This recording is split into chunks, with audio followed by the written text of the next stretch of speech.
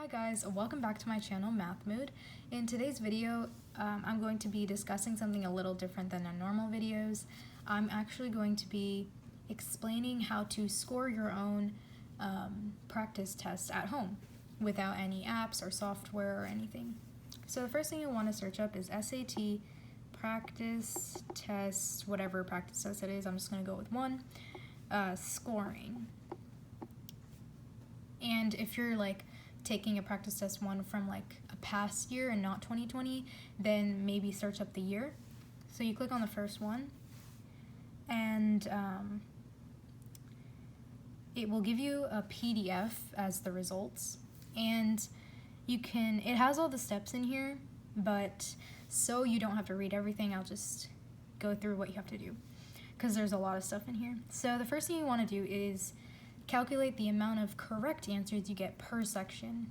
Per section meaning reading, writing, math non-calc, and math calculator. So an example is Keisha answered 29 out of 52 on the SAT reading and 20 out of 44 on the SAT writing. And math is a little different since there's two math sections, so you would just add up the total amount of questions, which is 58 with 20 plus 38, and out of that you would count the total amount of from both sections you got correct. So for example, you can say for example like 30 out of 58. So you can also calculate the subscores using this, but it's a little bit more complicated, so maybe I'll do another video on that. So you're gonna go to page 7, and then wait, let me just see. It also gives you like some step-by-step stuff. This is for subscores. So yeah, you go to page 7, the top, and it gives you the raw score conversion table. So you're going from the raw score to the scalar score. The scalar score is the one like out of 800, or like 400 for reading, 400 for writing, and 800 for math.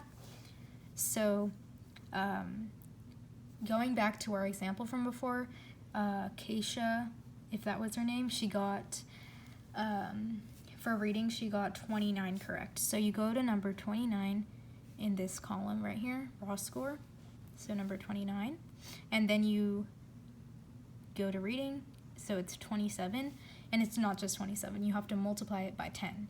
So add a 0 to 70, and then she got 20 questions right on writing, so 23.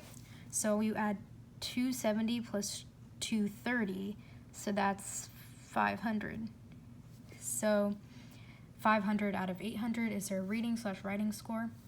So to calculate the math, you go back to that example from before, 30 out of 58, because you're adding from both sections the correct answers, so 30. So your math section score would be 530. So you add 530 plus, what was the thing from before, 500, so you get 1030 is your total score. I hope that helped, guys, and I'll see you guys next time. Math videos coming soon. Sorry, it's been a while.